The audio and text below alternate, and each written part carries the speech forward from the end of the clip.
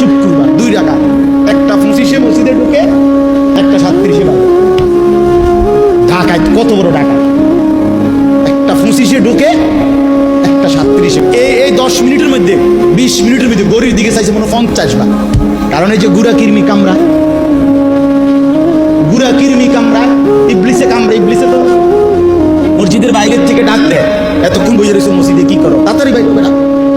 তোর মতো লোক কি মসজিদে বসে থাকুন না? এই জন্য ইমাম সাহেব সালাম ফিরাইতে দেরি, সাথে সাথে মসজিদ থেকে বাইর হয়ে যা।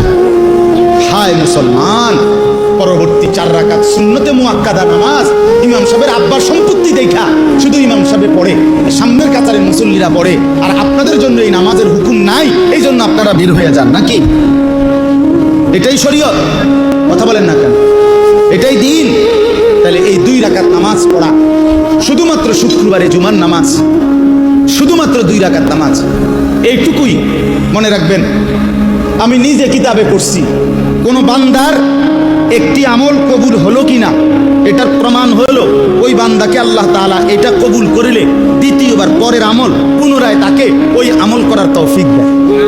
এজন্য যার ফজরের নামাজ কবুল হইছে তাকে আল্লাহ জোহর পড়ার তৌফিক দেয়, যার জোহর কবুল হইছে তারে আল্লাহ আসর পড়ার তৌফিক দেয়, যার আসর কবুল হইছে আল্লাহ তারে মাগরিব পড়ার তৌফিক দেয়, যার মাগরিব কবুল হইছে আল্লাহ তারে এশার নামাজ পড়ার তৌফিক দেয়। তাহলে আমনে চান্দু শুক্রবারের 2 রাকাত নামাজ পড়া, আগে দিয়েও ফজর পড়েন নাই, পরে দিয়েও আসর পড়েন নাই, মাগরিব পড়েন নাই, সারা সপ্তাহ নামাজ পড়েন নাই, আমনের জুমার নামাজের কি দশা আমনে বুঝা?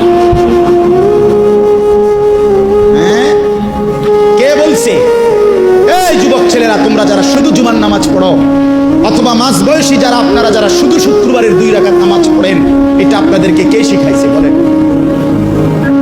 কার থেকে আপনারা এটা নিলেন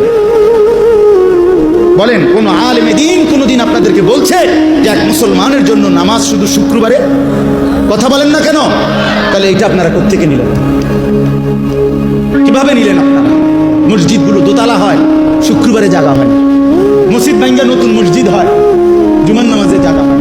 মসজিদ কি শুধু জুমার নামাজের জন্য না 5 ওয়াক্ত নামাজের জন্য? শুনেন, এটা মনে রাখেন।